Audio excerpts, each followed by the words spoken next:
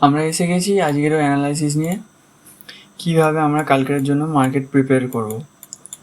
মার্কেটের কাছে support resistance ready হয়ে গেছে, ওপরে সাপোর্ট নিচে রেজিস্ট্যান্স, ঠিক আছে। এটা 15 মিনিটে সুইংগুলোকে আমি মার্ক করেছি, এই ব্লু কালারে সুইংগুলোকে মার্ক করেছি। একটা মিনিট, এই ব্লু কালারে আমি সুইংগুলোকে মার্ক করেছি।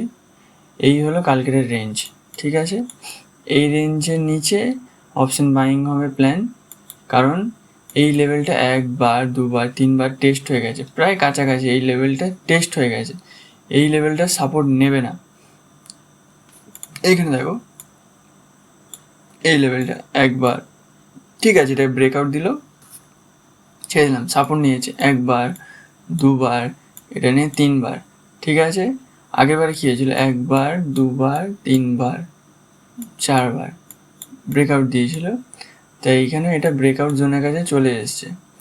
এইখানে কোথাও প্রাইস অ্যাকশন দেখলে নিচের দিকে দেখব, এই সুইংয়ের ওপরে আমরা দেখব বাইংয়ের জন্য টার্গেট থাকবে এতটা, কারণ বাইং প্রেশার নেই, ফল হয়েছে এখান থেকে খুব বেশি, তো এইখান থেকে বেশি টার্গেট আমরা এখানে দেখব না।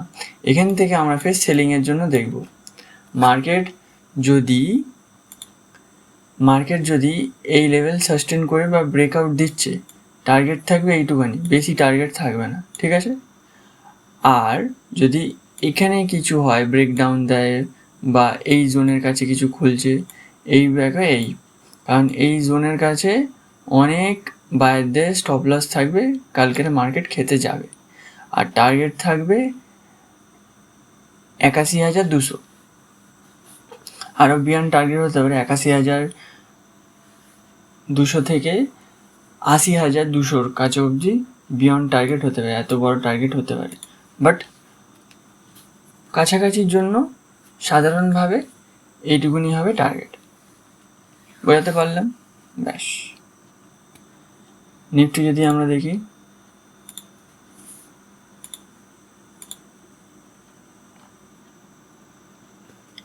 নিফটি তো সেম, এই সুইং আর এই সুইং, এইখান থেকে ফের রেজিস্ট্যান্স দিয়েছে, তার মানে এটা কি হয়ে গেল, এটা এখন রেজিস্ট্যান্সের জোন হয়ে গেল। কালকে যদি ফ্ল্যাট খোলে, গ্যাপ আপ খোলে, তাহলে হবে বাইংয়ের জন্য, টার্গেট হবে কতটা, এই জোনটার কাছাকাছি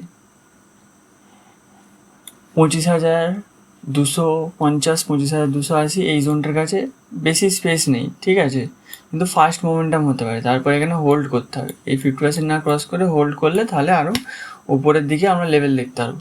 যদি না হয় ফ্ল্যাট খুলে যায়, ফ্ল্যাট খোলার পর এইটা, ফ্ল্যাট খোলার পর নিচে আসছে, ঠিক আছে, নিচে আমরা কোনো প্রাইস অ্যাকশন দেখবো এইটাকে ব্রেক করার জন্য, ঠিক আছে। আর যদি অনেক বড় গ্যাপ আপ এরকম জায়গায় খুলে গেলে আমি সেলিংয়ের জন্যই প্ল্যান করব। একটা এসএল যাবে, ঠিক আছে, সেলিংয়ের জন্যই আমি প্ল্যান করব। আর এখানের জন্য খুলে গেলে তাহলে ব্রেকআউটের জন্যই প্ল্যান হবে, কারণ মার্কেট নেগেটিভ বলে দিয়েছে, চেঞ্জ অফ প্রাইস অ্যাকশন দেখিয়ে দিয়েছে। প্রাইস আপ ট্রেন্ডে ছিল, ঠিক আছে, এবার আস্তে আস্তে নিজের হাই ভাঙতে পারছে না, লোয়ের কাছাকাছি আসছে, তাহলে সুইং ব্রেক হবে। আর যদি এখানে 3-4 দিন এই রেঞ্জে হোল্ড করে যায়, তাহলে উপরে ব্রেকআউট দিয়ে দেবে, বেশি মাথা ব্যথা করার চিন্তা নেই। কালকের জন্য লেভেল দেখিয়ে দিলাম, ওটাকে সুন্দরভাবে এক্সিকিউট করে দেখাবো।